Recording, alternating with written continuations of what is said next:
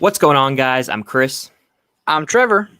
and welcome to the Film Saga podcast. I can't speak already. A place where two film geeks are here to keep you stocked up on film content.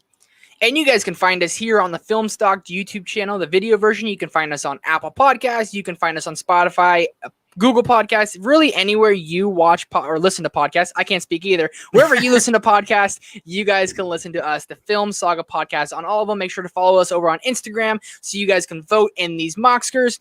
And wherever you're watching, leave a review. And if you're watching the video version, hit that thumbs up button and comment down below. And dude, Star Wars Mockskers, how you feeling, man? I'm feeling pretty good. You know, I've got my original trilogy posters to the right of me. They're here to accompany me on this journey. We're in for a long one today, folks. Long one today, Neither folks. of us can talk already. It's been a long day. We're recording later than we usually do, so just give us a little bit of a break. But Star Wars Mockskers, I am pumped. The original trilogy, love it. The prequels, I enjoy, and even the sequels have their moments of brightness. So I'm excited to get right down into this. We have 14 categories today instead of 12, which we did with the MCU, and we're going to go right through them. We're going to give the Audience Choice Award for each different category, just like we did last week, and then we will each give our individual picks. Trevor, do you want to go ahead and read the categories?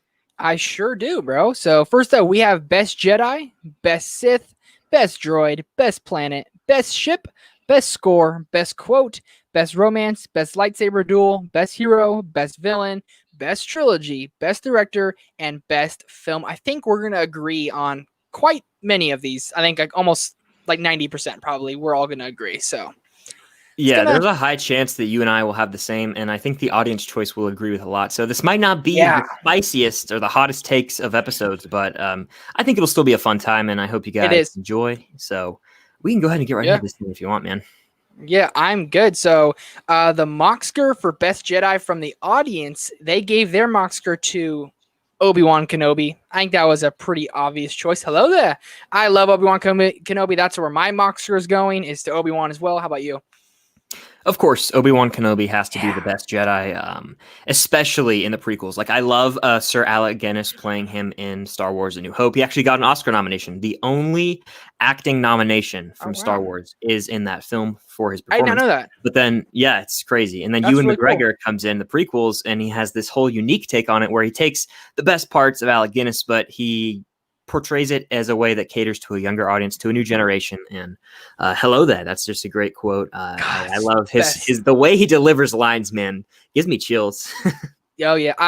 I love Ewan McGregor, and I only really knew him as like Obi-Wan Kenobi, and I still kind of do, but he's really branching out to do other things, and he's getting his own series with Disney Plus, which I am beyond excited for. And I mean, we're going to be talking about more of Obi-Wan in these later categories, so I don't want to dive too much, but I really love his character. And Ewan McGregor really, I don't know the older version of Ben Kenobi as well, apparently, as you do. You know a lot more than I do, but Obi-Wan Kenobi was like my hero as a kid, and I grew up with the prequel trilogy, so Obi-Wan Kenobi's awesome, man. I love him. When I think of him, I think of the first time we see him in A New Hope when he goes, Obi-Wan Kenobi. Now, that's a name I haven't heard in a long time. Yeah. When he takes his hood off Tatooine. It is so spectacular. Yeah, I just love this Jedi. He's so wise. The quotes he has: "Who's more foolish, the fool or the fool who follows?" That's no moon. That's a space station. Like, I could go on and on about Obi-Wan. I know. He is my favorite Jedi, as he has the wiseness, but he's also very powerful, as we see in the prequels. I think he just embodies it all so well. He acts as a mentor to Luke. He can't go wrong with Obi-Wan. I agree with the audience, and obviously we agree. I think he is the best Jedi. Yeah. So next up is Best Sith. And I don't know where you're going with this, because we were talking a little bit before, but like you're thinking maybe not. But the audience gave their Mocksker to Darth Vader. I'm giving my Mocksker to Darth Vader. Where are you going, my friend? I am not giving my Mocksker to Darth Vader. I'm going with Darth Maul. And the reason being is, when I think of Sith Lords, I don't think Vader. I think Vader as more of an overall villain, especially when you see that he was Anakin Skywalker. But with Darth Maul, Sith, I just think of evil when I hear that. And I think pure evil when I see Darth Maul. Sure. In The Phantom Menace, just the way he is so evil. He literally looks like the devil almost, the way his makeup's done.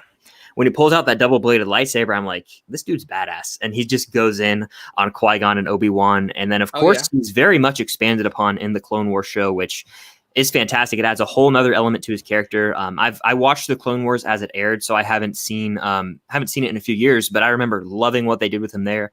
And I've heard the new season of the Clone Wars really like hits home with Darth Maul. Sure. So I gotta get on that. I gotta watch that soon. But Darth Maul is just like the epitome of Sith lore, in my opinion. I think that he's the coolest. I think he's the best, in my opinion. And like I said, I think Vader as more of an overall villain. Yeah. I'll give like a runner-up for me because I know Vader. We're gonna talk about him again later. Count Dooku.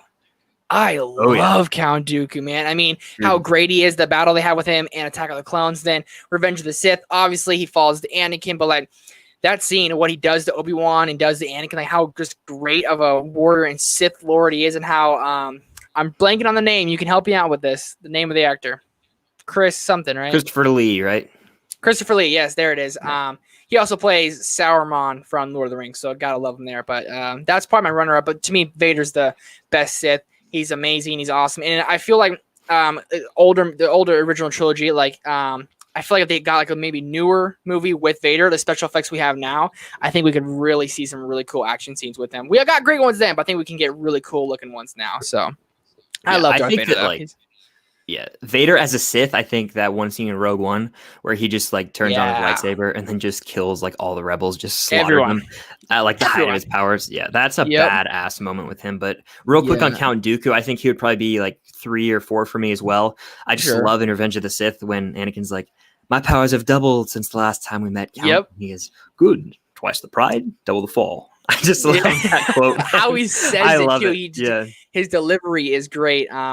Yeah, like if I'm going with Vader because he's one of my favorite villains of all time, but like Count Dooku's a very close runner-up for me. I love Count Dooku. But next up is Best Droid. This was like a very obvious one. The audience gave their Moxker to R2D2. I'm giving my Moxker to R2D2. Chris, where are you going? And I'm giving my Moxker to R2D2. It has to be. Heck yeah. He's the most lovable droid in all of Star Wars. Yeah, and like when something happens to him, you're like, don't touch him. Like he's like the greatest ever. You know, you just love him, and he's with Anakin, he's with Luke Skywalker, he's with all of them. So, I mean, kind of hard to talk about droid because he doesn't have any dialogue, but like his little arc he goes on and his banter with C-3PO, some of my favorite throughout the entire franchise.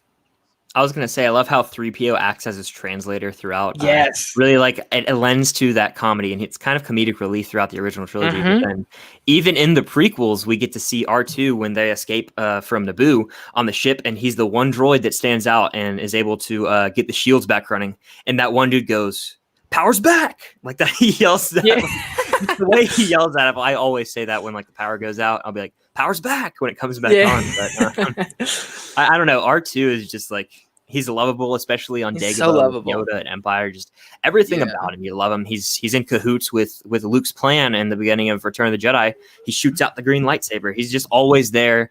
And even in the sequels, he's got the other part of the map to Luke Skywalker in The Force Awakens. So he's just he's the classic droid, man. He really is. But if you had to give a runner-up, who would it be?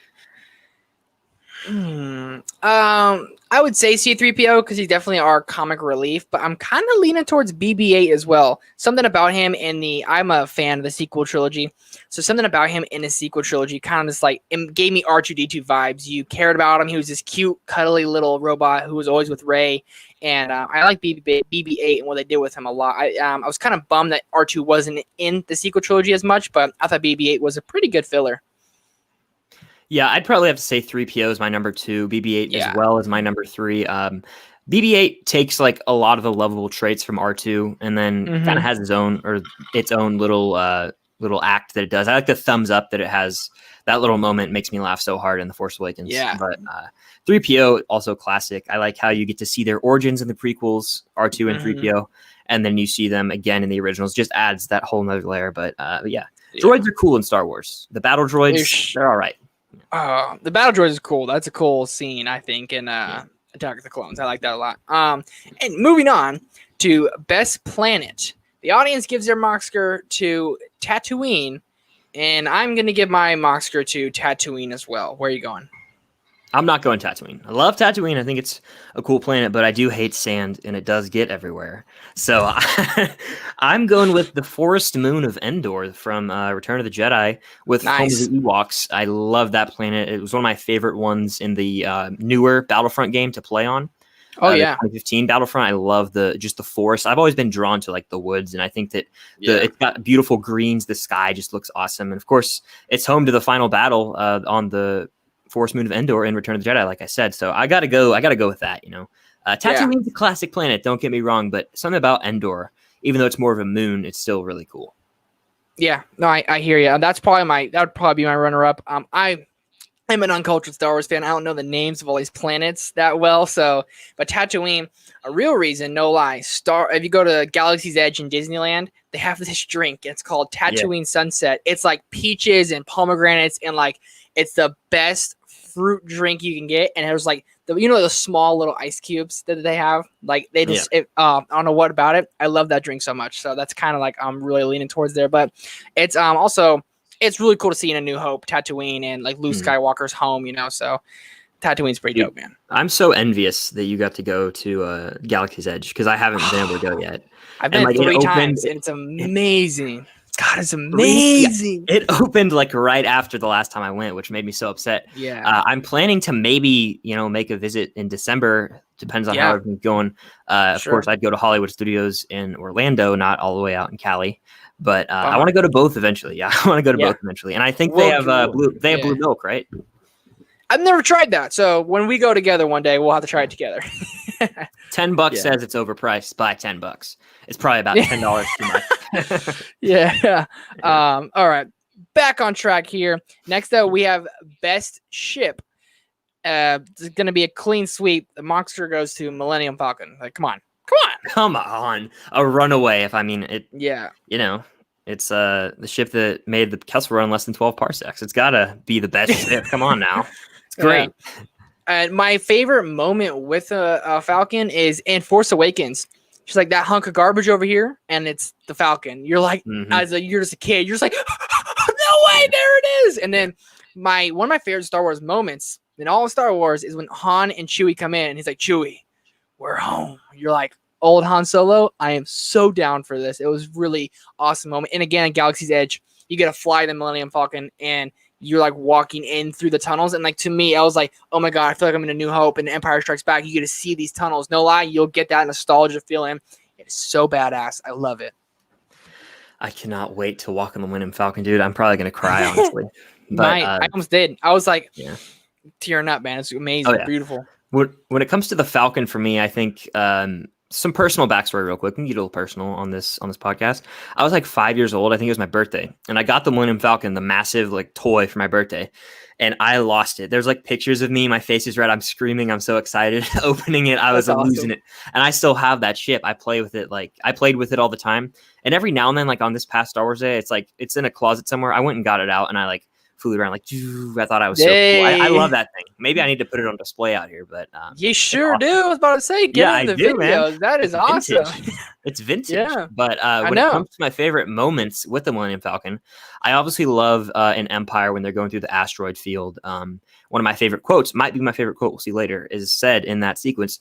But when I think of the Falcon, the most iconic shot is at the end of A New Hope, when Luke is doing the trench run on the Death Star, and then you see the Falcon come after Han shoots Vader's thing out of the way, and he goes, "It's all yours now, kid." And he goes, "Yahoo!" And he does that like really loud like thing. I can't get my voice to go that high. Yeah. But that's just a classic Star Wars moment for me, and one of those moments where I'm like, yes, this is happening, and I like pump my fist in the air. It gets me so hyped. I'm really getting amped right now, guys. I love the Falcon. I love Star Wars, and that's the best ship. And I don't know what even could come close to that. Like an X-Wing, but like there's no singular ship that could compete, in my opinion. Exactly. That was like, we threw that category in really so we could talk about the Falcon. Like, let's be honest. Oh, yeah. Oh, yeah. Yep. Some sweet moments, man. Yeah. Oh, God. I remember when I rewatched A New Hope for the first time last year in a long time. It's like my childhood. And like when I rewatched it, I was like, just chills. I was like, basically like a first time watch. I was like, this movie's perfection. Then I watched Empire. And I was like, this movie's perfection. Then I watched Return of the Jedi. I'm not the biggest fan of Return of the Jedi. I think it's great, but not nearly as good as the other two. Topic for another day. We'll have to rank the Star Wars movies on a podcast. We will. Next up, best score. Star Wars is really known for its amazing scores. The audience gave their mock score to Binary Sunset. Binary Sunset. I think I said the first time wrong. Binary Sunset, right? Yeah. Yes, sir. And that's also mine, the Binary Sunset. Yeah. You can give yours and then we can talk about it because I'm curious to hear what yours is. Mine is actually the Imperial March. Okay. I love that sound. Every time I was a kid, I saw that. I wanted to be a clone and a stormtrooper, so every time that happened, I was like, oh man, badness is a coming. And I think it sounds so beautiful. The drums, boom. I don't want to do it because I'm not going to butcher it, but it's very, very good. No, that's like one of the classic Star Wars sounds. I think everyone hears that. They're like, that's Star Wars. I even did a Star Wars score video, not to plug myself here or anything, but that was on the list. That was obviously I think it was Cam's number one. She loves that. It's like her ringtone, her alarm. Cam and I do have a lot of popular opinions that are very common. I can't Similar speak. Opinions. I'm sorry. Yeah, take English, it over. Go ahead. You guys definitely agree on a lot, but I like that. But the Binary Sunset to me, it's that first like moment I think when I ever watched a movie period where I was watching it and like I got chills. I was like super young and Luke walks out of his little hut thing on Tatooine and it's like the Binary Sunset happens. He looks out and the score plays. I'm not going to hum it because I would literally butcher it and it would be disgraceful. Would not want your ears to bleed. But it is such a beautiful moment. The way he just looks up and he's like, his life has changed from that moment for the rest of the saga. Everything's set in place. He understands that he's probably going to end up having to leave home. He's going to have to go. He's just going to have to go out and finally leave his home, start that new next step in his life, next journey. And it's a beautiful moment. It really is. And the way that the Binary Sunset, like the music beats from it are used in like other pieces of music down the road, especially like trailers. It's chill-inducing, beautiful. I love it. Yeah. A runner-up for me real fast would be, I don't think it was played in the movie, but the Rise of Skywalker music trailer. We talked about that the other day. I'm not lying. I listened to that song over and over and over again when it came out in the car. Like, I don't even know what it's called, but let's watch the Rise of Skywalker trailer and like how they did it. Like, there was like almost a reimagined score for John Williams in a way. And I was like, I remember watching the trailer, doing a trailer reaction for it, and I was like, whoa, just the chills. Like, oh, I don't want to do it. I'll butcher it, but frick, man, I love it. Or instead of watching the trailer, you could watch the sick edit that Cam made on our Instagram, where we made a promotion for this that uses that music and that video that she made. I've watched it like 30 times. No lie. Like, it gets me so pumped. Every time I go on our Instagram, I'm like, I'm just gonna watch this real fast. I'm just gonna watch it. Why not? Maybe, you know what? I'll watch it 3 times. Why not? We have why time not? to kill. Exactly. If I had to give a runner up though, I got to go Duel of the Fates from for the Phantom Menace. When they play, it's like the ho ho. I butchered it. See, I had to do it. I had to hurt your eardrums there.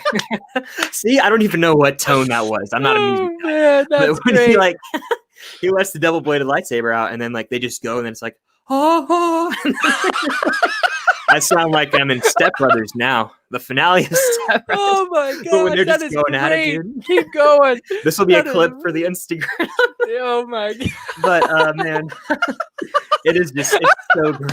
Oh my god! It is so great. Sweating. God, moving on. West going. I had some meatloaf for dinner, man. It's getting hot up in here, but gotta go with that. And then of course, like any score from Revenge of the Sith is epic. I made a whole video on it. We could make a whole mock scores for scores, but for sure, maybe we will one day. We might. Yeah, we'll see. Yeah. Oh. Okay, I'm really excited about this one. Best quote: the audience gave their mock score to "No, I am your father." Where's your mock score going to?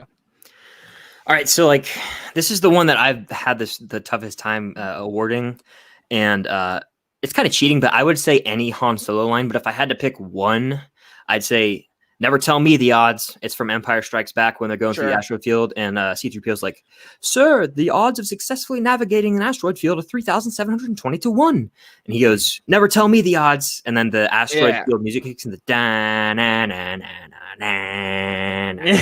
I'm tone deaf. I'm so sorry, but.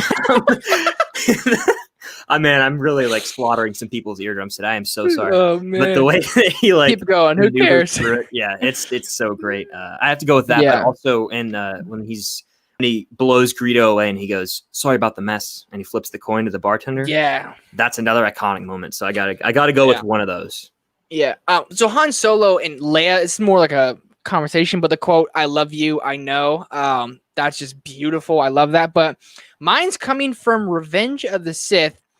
First off, I wanted to put hello there from Obi-Wan Kenobi because I say that all the time every day. Hello there. I always say that, but like I thought that's cheating. So another one I say all the time, you underestimate my power. Like when I'm working and I got to do this real fast, someone's like, you can't do that. I'm like, you underestimate my power. I say that constantly. And that's my favorite Star Wars scene. It's my favorite one-on-one fight scene of all time. The duel of Mustafar. We're getting to that a little bit later, but I love that line so much. Or like I love also like General Kenobi from General Grievous with his lightsabers. It's great. Or again, Count Dooku.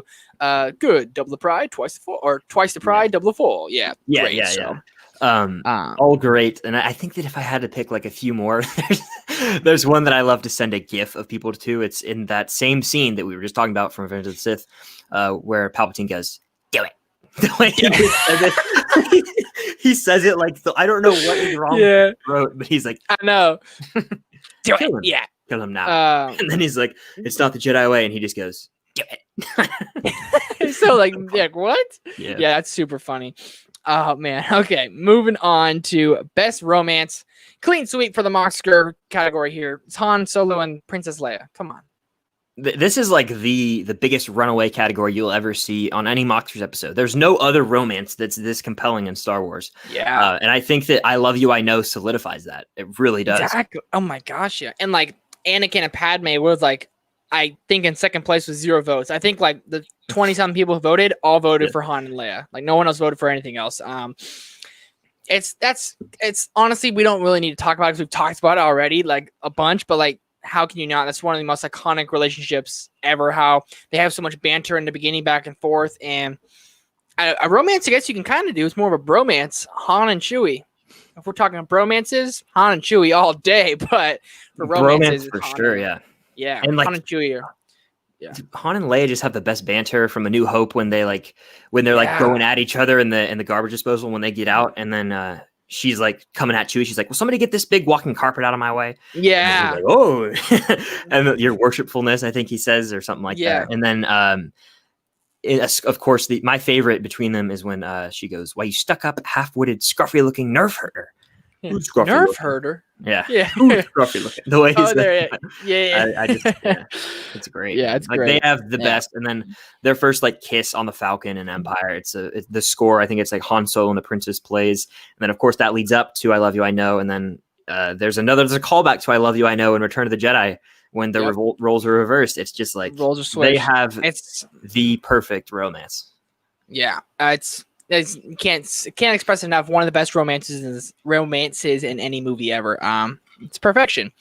But next category, I'm super pumped to talk about. Best lightsaber duel. Audience gave their Oscar to Anakin and Obi-Wan on the fight of Mustafar, planet Mustafar.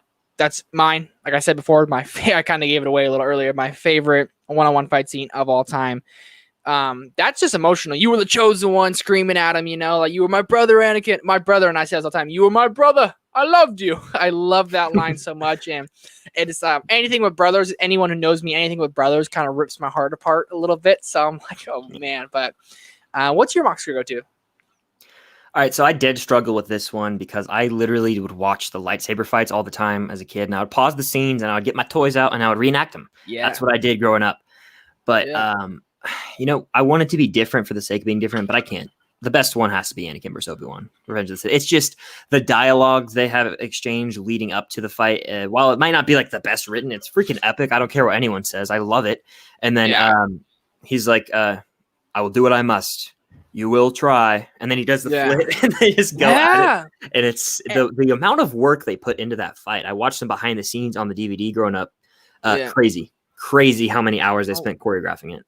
I know, and everyone always hates the scene when they're both just swinging their lightsabers. I think it's one of the coolest scenes ever, And then they both like the force handing each other, and it plays that beautiful like opera high pitch like. I'm not gonna do it. Not even gonna try.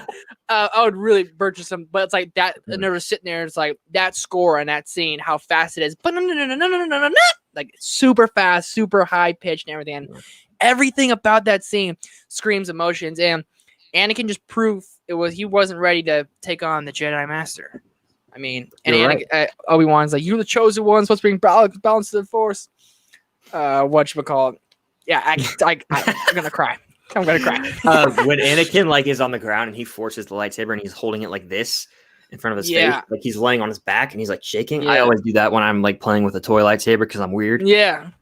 One of my favorite moments. I enjoy doing that, but I'd have to say that if I had to give some other like honorable mentions for lightsaber duels, I really like the Darth Maul fight in The Phantom Menace, but I really, really like Luke v. Vader in Jedi. And at the end of Return of the Jedi, just Luke just losing it, just wailing on him, man. Like that's some great stuff.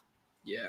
I'll give an honorable mention from Rise of Skywalker, Rey versus Kylo on the water planet, wherever they are. I think that is a badass scene. I loved it in the trailer, and I love seeing it in the movie. I'm a fan of the prequel trilogy, or the sequel trilogy. I know my guy I do this podcast with is not. We can talk about that another time. We can maybe have a argument session. We talk about it, but that's a really great one for me.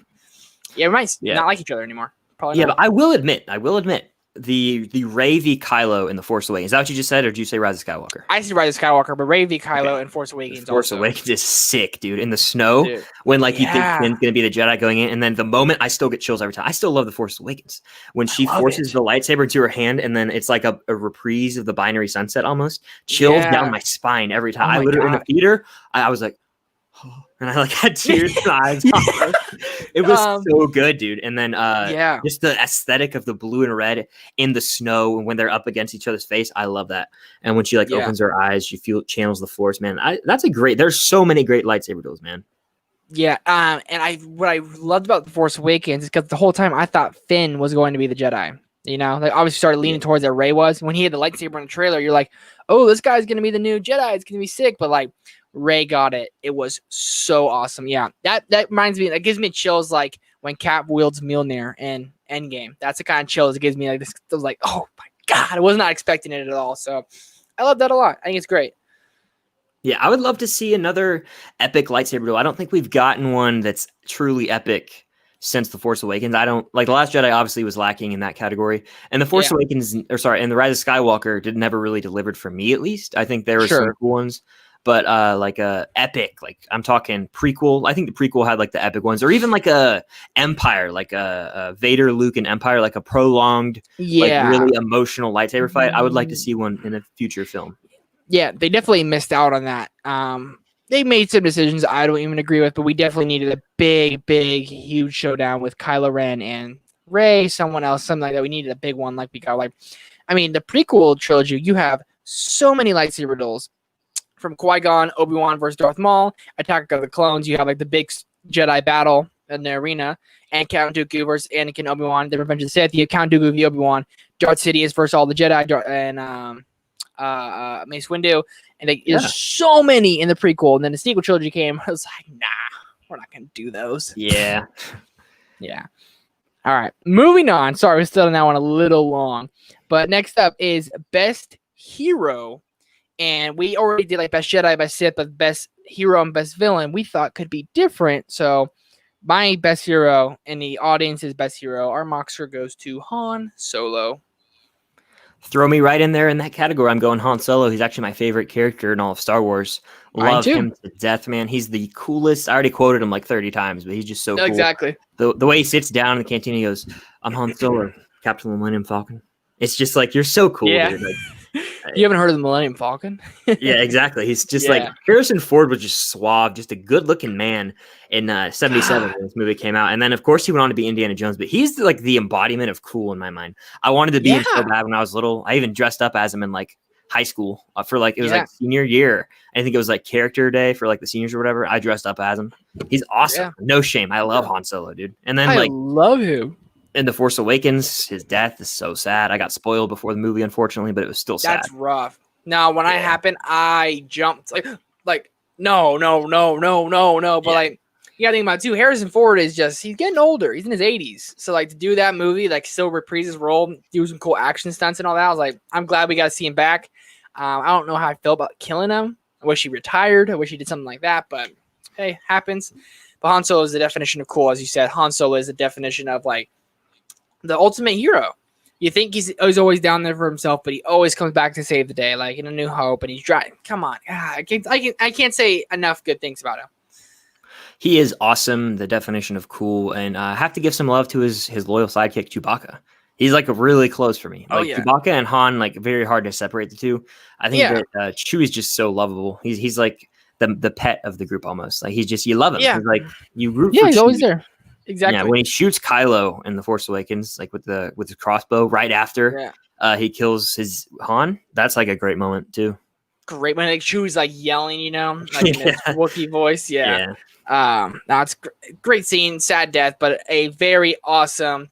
Who knew like a relationship where one character can't speak, and one of the ones again translating for him would be such like a romantic, awesome thing. It's really cool scene. I think really cool. Yeah, and I think that before we move on, we'd be remiss if we did not mention Luke Skywalker. We haven't even talked about Luke Skywalker. He is, I guess, so not. Yeah, but he's like, I talked about the binary sunset moment, but I also loved Luke growing up. Of course, Luke and Han were like awesome, but Luke is like the original hero from Star Wars.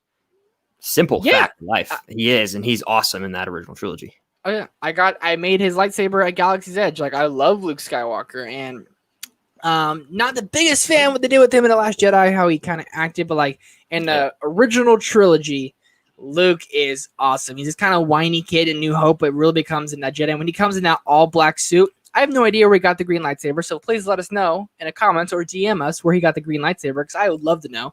But when he comes in that all black suit in Jabba's palace in Return of the Jedi, you're just like, oh, he's a man now. He's not this little kid from Tatooine who wanted all these things but didn't want to work for it. He's like, he's grown. 100% he's grown. And fun fact, I found this out recently. I'm sure all these Star Wars fans know, but you know too. My girlfriend was watching these movies, and she thought the Mark Hamill was switched actors. He got in a bad car accident and had to get a bunch of surgery on his face. And so from A New Hope to Empire Strikes Back, was it between those two, or was it Empire or Return of the Jedi? It was between New Hope and Empire. Yeah, my girlfriend pointed out to me that she thought it was a different actor, and I was like, I never saw a difference, but he got really bad car accident and had to get surgery on his face. So it looks, if you look at it now, I'm like, wow, he looks completely different. And just want to throw that in there, Star Wars trivia for you folks. Yeah, and one last thing on Luke, I love how he first of all they like wrote that into Empire, how he gets hit by the Wampa, like he gets scratched by it, and that's like what their way of working around it, right? Mm-hmm. But I love how Luke's like so whiny in the first one. He's like, "But I was going to Toshi Station to pick up some power converters." I was waiting for you to say that. I was waiting for it. Yeah, I had to say it. I had to throw it in here for the Star Wars fans and myself. I love Star Wars, but and then seeing him just like barge into Jabba's palace and going all out, I love it. His arc's phenomenal. Say what you will about how he is in the sequels, I'm not crazy about it at all, trust me, but I still love the character overall. Oh, so do I. And before we move off of this, I actually lost my train of thought. I'm not even gonna lie. Empire Strikes Back. It's very hot here in Sacramento, folks. My brain's a little fried today. So Luke Skywalker and Darth Vader's like when they're fighting in Empire. And like just how Mark Hamill's acting was so good. He told me you killed him. Like he's so angry. That was bad, I know. But he was like really angry. And like that scene, and like when Mark Hamill, like the whole time he finds out like, or he sees his aunt and uncle die. Never cried. He'd see his Ben, like who he loved, kind of die. Never cried. And like it finally showed that he like broke. He was a strong guy, held everything in. And Darth Vader tells him, "Nah, bro, I'm your daddy." And made him cry. Like he's like, no. I'll never forget that scene. And I always thought it was in Return of the Jedi until I watched Empire last year. And I literally was like, is this? Oh my God. And it happened. Now it was like first time watch for me again. It was amazing. I loved it. It was really cool. Oh yeah. Just bouncing off that scene real quick, like we're gonna get off on a little bit of a rant here. I mean, we only have a few more categories, so we can prolong this a little bit. In Empire, people always talk about plot holes in the sequels and the prequels. They're like, "Oh, this." Are we just going to ignore? And trust me, I love Empire. Before I sit here and give a little issue I have with it, I love it. I think it's a perfect film, 10 out of 10. Is it not? Like people just always looked past the fact that Luke fell perfectly into one of those little holes down there. If he's an inch to the right, he's dead. You know what I'm talking about, right? Like that doesn't bother. It's when he's like, join me. Vader's like, join me, and together we can rule as father and son. He's like, never. I'll never join you. And then he just drops down and he just falls into one of those holes. There's like the odds of that, like, it's a nitpick. Trust me. I've always looked past it, but it's funny that like hardcore fans who nitpick other like the prequels and sequels so hard don't get bothered by things like that in the original trilogy because they do exist and like they're in every movie. I look past them, but that's always just been funny to me. So that is pretty funny. Yeah, no, you're kind of like, really? He falls 1,000 feet and he lands perfectly right there. Yeah, no, exactly. It's just a movie. Like I don't even in movies in general. I don't like to critique them like too hard on things like that. Nitpick them like it's just I like to point them out sometimes. I'm like, it doesn't bother me, but it's a thing that exists. So yeah, I hear you. All right, moving on to best villain. We've talked about him throughout this thing quite often. The audience gave their Moxker to Darth Vader. I'm giving my Moxker to Darth Vader, and Chris, you're giving your Moxker to Darth Vader. Darth Vader. The thing about him, not even a Sith Lord turning from Anakin Skywalker into Darth Vader, when he came on screen and when I was a little kid, he terrified me. This guy dressed in all black with a red lightsaber, like as a kid, you don't really know who this guy is. You're kind of just watching, and when you find out everything about him and like just every time you see him on screen, you know he's gonna force choke someone, he's gonna kill someone. He means business, and it was always more again like I always say the aura around this villain that whenever he showed up, you knew badness was coming, or then also you always just knew he was always out there. And if you hadn't seen him for a while, you're like, okay, that guy's coming back in soon. Darth Vader's one of my favorite villains of all time, my second favorite villain of all time. He might be my favorite villain of all time. I think that anytime he's on screen, I was so scared as a little kid watching it. Yeah. Like he didn't give me nightmares, but I felt his presence, like you were saying, how he would just like force choke all the different Imperial officers, like giving no thought to it, like through the monitor sometimes. Like he would be like on like a FaceTime. What was that? Yeah, with them, and he would just kill him like that. He did not care at all. And of course, the prequels really do add to him. I don't care what anyone says. I think that seeing where he grew up as a child and seeing his entire life and his relationship with Padme, how devastating that was for him. Sure, the no line in Revenge of the Sith is pretty bad. I don't care. It's pretty bad in my opinion. But I never thought so. I thought that was really. I thought that was fitting. Okay. No. We're gonna get some dislikes now. I don't care. That's funny. The way who you cares? Said that Dislike our videos, man. I said dislike it all. I think the last podcast had 4. Let's get 6 this time. Let's do it. Yeah, that's too funny. But no, Vader is the epitome of Star Wars. Literally, you don't have Star Wars without Darth Vader. You look around, he's literally like that's how they marketed the prequels. It's going to be the story of Darth Vader, and sure, a lot of people just don't agree with the prequels, but it still adds to Vader. And then of course, he has the ultimate redemption. He's a villain. He's very scary. He's at his peak almost in Empire when he cuts Luke's hand off and all that. And he's like, join me, together we can rule as father and son. But in Return of the Jedi, he has the redemption when he kills Darth Sidious. And that is just brilliant. I think that it's one of the greatest written characters of all time. I could sit here and talk about Vader for an hour, but I'm not going to. I love him. No, I love him too. And I was not a fan. They brought Sidious back in Skywalker. Just wanted to throw that in there. I don't know. I actually don't know what person who was.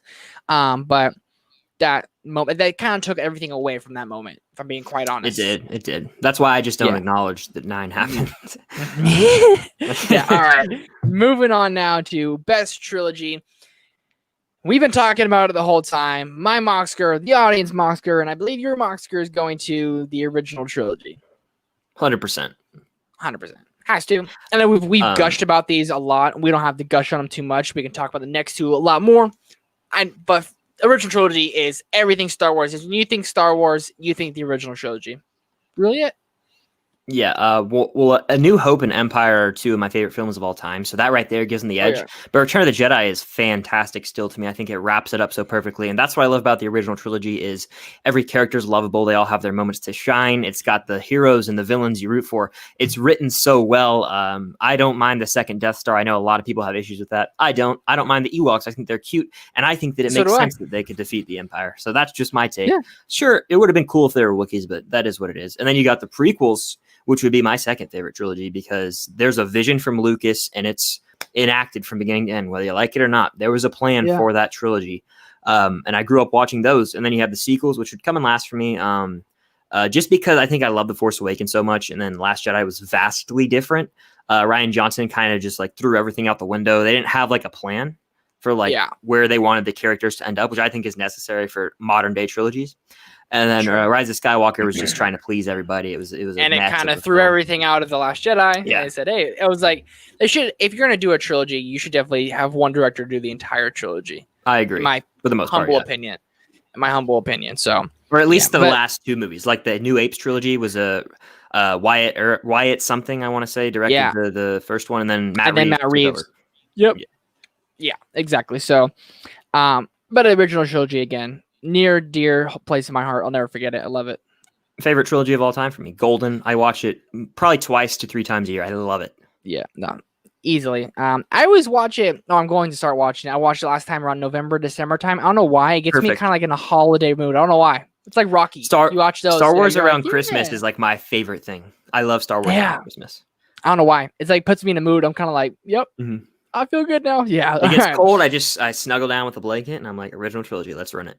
Hell yes. Exactly. Yeah. All right. Our second to last category, best director. The audience gave their Oscar to George Lucas. I'm giving my Oscar to Rian Johnson. I'm totally kidding. I'm giving it to George Lucas. I'm totally joking. I almost ended this. Yeah. And you're giving your Oscar to George Lucas, correct? J.J. Abrams, actually. No, George Lucas. Perfect. Come on. George Lucas, the man who started it all. He directed my favorite Star Wars movie in New Hope, which just spoiled something later. But hey, you guys already knew that if you've known me, so it's not that big of a deal. Come on now. True. George Lucas. Come on. George Lucas. It's like it says Lucasfilm before every damn Star Wars movie. Do we really have to like go on from that and like, come on? It's George Lucas. Every time I saw Star Wars, you think Star Wars, you think George Lucas. You don't think Rian Johnson. You don't think J.J. Abrams. He did the prequel trilogy too, right? He directed every prequel film. It was his vision. He had like full control, which I disagree with some of like the CGI reliance on CGI and stuff. But hey, that doesn't really bother me.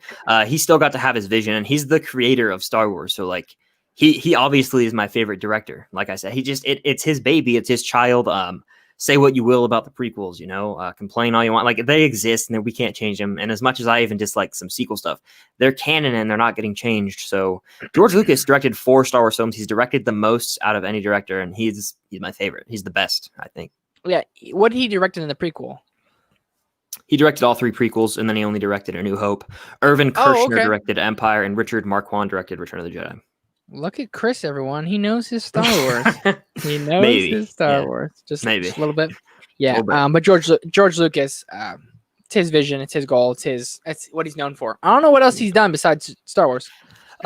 American Graffiti was a film before. I think he got a Best Picture nomination. That's right. 73, I want to say. But he also was like, he was a writer on the Indiana Jones films. He was like story, I want to say. He worked on that, and he was a producer. So he like had a major say. Him and Spielberg like essentially created Indiana Jones, because fun little trivia fact, I'm sure a lot of you guys know this, is for Star Wars' premiere, A New Hope, it wasn't called New Hope at the time, obviously. Lucas went to Hawaii with Spielberg. He thought the film was going to bomb, so he didn't want to be around for it, and he actually pitched Raiders to Steven Spielberg, so that's how they created it. It's pretty cool little trivia fact there. That is very cool.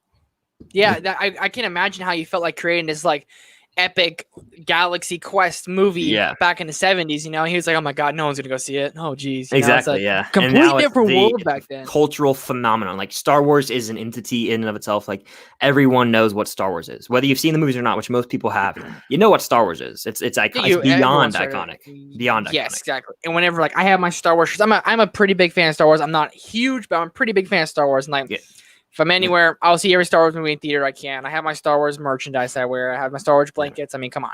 I love Star Wars. It's a big part of my childhood. I've seen Empire this weekend. I can't wait. Sorry to brag, but I am. Yeah, you are bragging, and it sucks. I really despise you because for folks who don't know, Chris in Georgia, his theater is opening, and Trevor in Sacramento, his theater is not opening. And I want to punch myself in the face for it. I'm so freaking upset. I'm so I'm jealous. I'm just gonna say it. I'm jealous as all hell. It's okay. But anyway, our last category for this episode of the Mocksters. Thanks for everyone sticking around if you made it this far, because I know we were rambling on, having some more kind of laid back episodes. So I appreciate think that makes it more fun. I bet that people probably appreciate that more. Let us know in the comments on the video version.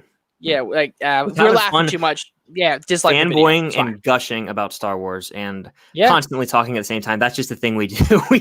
We grow with it. Like we just do it all the time. Yeah, we're not talking over each other that much, but no. And we are again across country, so Wi-Fi interferes sometimes. But anyways, the last category, we saved the best category for last.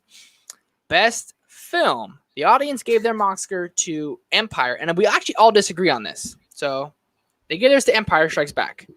Chris. Mine was spoiled already. I said this in director because Yep. I got giddy. It's A New Hope, but that's no surprise. I've said that on the channel various times. It's one of my favorite films of all time.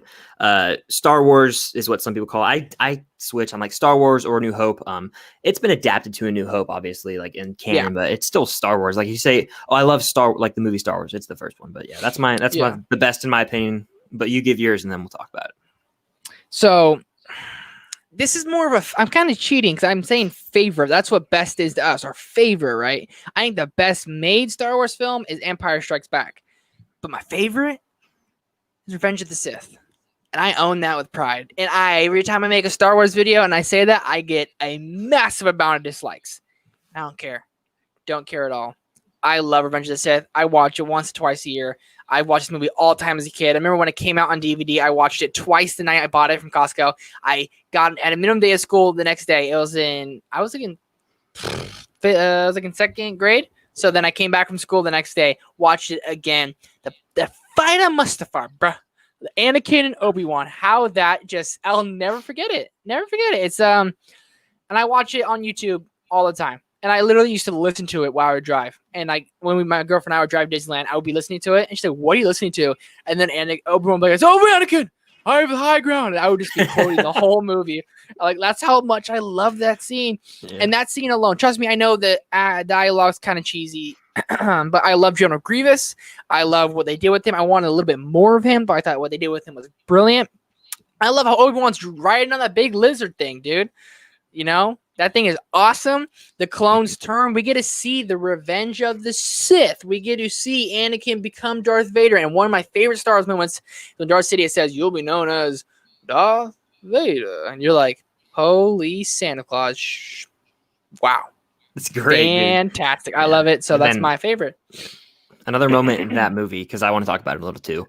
It's in my top 5, I think. Top 4 is Execute Order 66, and then Anakin's betrayal. The score plays one of my favorite Star Wars scores. Oh gosh, it's a brilliant moment in the film. I really do love that movie. It's my favorite prequel. But my favorite film, like I said, is Star Wars Episode 4: New Hope. It's the epitome of this space adventure, just absolute blockbuster blast of a movie from start to finish. I'm telling you, this movie is about an hour and 59 minutes or 2 hours and 4 minutes. I think it's an hour 59. I could be wrong. Yeah. And it flies by from start to finish. The pacing is stellar. I'm hooked from beginning to end. You get to know this character, Luke. You get the binary sunset moment early on, and you see the droids. Of course, there's the whole entire thing with Leia on the Tantive 4 ship as she puts the Death Star plans in R2-D2, and so they're after R2, and then you get introduced to Ben Kenobi, and these aren't the droids you're looking for. Just so many iconic moments. So many great. Han Solo's introduction, the Millennium Falcon, the Death Star trench run. Literally, I could go on and on and on. This is one of my favorite films of all time. It is so much fun. One that I could throw on any time. It would make me happy. I think the final Death Star battle is Star Wars. Like, that is so great. Yes. When Han Solo, like I said earlier, comes down and Yahoo! And then Luke lets it fly. He doesn't use the thing. He lets the Force take over. I'm getting all giddy talking about it. I just love this movie so much, man. I know. And then when Ben Kenobi dies and he becomes one with the Force, that's another chilling moment in my opinion. Yeah. Great, dude. And then, of course, the very end, the throne room scene with the great score, Chewbacca not receiving his medal, of course, very sad. But he gets it in Rise of Skywalker. And then it ends with a bang. It's like it could have ended there. It started this whole saga, but it could have ended there. It could have been a one-off. Hey, it literally could have. That's how great it is. Yeah. I think they might have made it like that on purpose. They said it's either going to be a huge success or a bust. There's no middle ground here. There's no gray area. It's black or it's white. What's going to happen? And that's what it did. And look at it now. It is 40 years later, 50 years later, we're still talking about it. And we will continue to talk about it. And I will continue to show my kids this and my cousins this and my grandkids this. If the world doesn't explode by then, I will show everyone it. Oh yeah, I will show this movie to as many people as I can that haven't seen it. And like I was saying earlier, I think that this movie, I literally had the thought on the top of my head. It's not that big. I don't know what I was going to say. It was going to be like this movie transcends movies. I was going to say something. It's clearly not important because I can't remember it, but hey. I was going to say, without this movie, there is no Star Wars. And I think people might take it for granted a little. They're like, I New Hope's good, but without it, there's no Empire. There's no prequels. There's no sequels. And people need to remember that. George Lucas directed this film. It's his vision. And the movie's a masterpiece. And I just adore it. Hey, man, I'm right there with you. I think it's top 3 for me. It goes Revenge, Empire, New Hope. I love them all. I'm this. Yeah. I don't think there's bad Star Wars. I think every Star Wars is good Star Wars. There's better than others, and I know you disagree. But there's enjoyable moments with every Star Wars movie, and every Star Wars movie at least felt like Star Wars, and I love it. And that's gonna do it for this episode of the Star Wars Mockskers, dude. That was a lot of fun. I didn't realize how much we'd be nerding out about Star Wars, but like. It was pretty fun. Dude, I loved how we just got off on rants. We were like gushing about our favorite moments and quotes and ships and blah, blah. We just kept going. I didn't care at all. That was a ton of fun. I had a blast. I think that's my favorite episode so far. 3 in, I think that was the most fun that I've had so far. And I love the MCU, but Star Wars, man, I love me some Star Wars, dude. Yeah, and we're getting a little looser doing this, everyone. We're just still trying to figure out the podcast vibe, but I think we can announce it now. We're taking next week off for Mockskers. We're gonna, because that is a big people who don't know, I guess, what it is, a lot of work to do, and we want to have just plan some things out and everything. So next week we might have a guest. We'll keep you guys updated on that. Just a little announcement at the end of the podcast. If you guys made it this far, appreciate you guys sticking around, checking it out. Chris, you want to close us out here? I can, yeah. We might have a guest next week. It might just be me and Trevor experimenting. Yeah. We'll figure that all out. We will announce it on the Instagram, the Film Saga Podcast. You can check us out over there. And if you're watching the video version here on YouTube, definitely consider hitting the like button. Comment down below any future ideas you would want to see, Mockskers, non-Mockskers, all that good stuff. Yeah. We are open ears. And just stay tuned. And Trevor, if you have any social medias you want to plug real quick before we get out of here. You can follow us on Instagram at the Film Saga Podcast. You can follow me over on my personal Instagram at Trevor Sondrel, and on Twitter at TrevSondrel1, and on YouTube at the Film Geeks YouTube channel. Awesome. Yeah, definitely head over to Trevor's channel, Film Geeks, if you have not, and subscribe. Show him some love. As for the Filmstock channel, you can find me here on YouTube at Filmstocked, Instagram, Filmstocked, on Letterboxd, Filmstock. My name, Chris, will pop up, and Twitter at ChrisBowie15. I'm not as active on Twitter, but hey, I still like to get on there every now and then. Maybe I'll make a Filmstock Twitter. Who knows? But I believe that's going to do it for this episode of the podcast. Like I said earlier, had a ton of fun with this one. And thank you all for sticking around if you made it to the end. It really does mean a lot. We are so excited for the rest of this journey. And we will see you guys in the next episode. May the Force be with you.